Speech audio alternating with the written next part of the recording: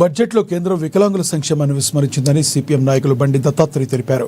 సోమవారం జాతీయ వికలాంగుల హక్కుల వేదిక ఆధ్వర్యంలో వికలాంగులతో కలిసి నిరసన ర్యాలీ చేపట్టారు. దివ్యాంగులకు హామీ ఇచ్చినట్టుగా నెలకు 6,000 పింఛను అందించాలని కోరారు.